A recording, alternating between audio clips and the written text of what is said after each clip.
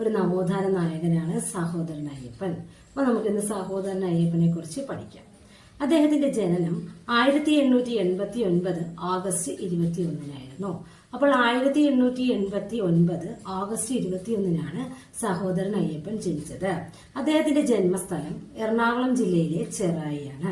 അപ്പോൾ എറണാകുളം ജില്ലയിലെ ചെറായിലാണ് സഹോദരൻ അയ്യപ്പൻ ജനിച്ചത്. അദ്ദേഹത്തിന്റെ പിതാവ് കുമ്പളത്ത് പറമ്പിൽ കൊച്ചുബാബു വൈദ്യർ ആയിരുന്നു.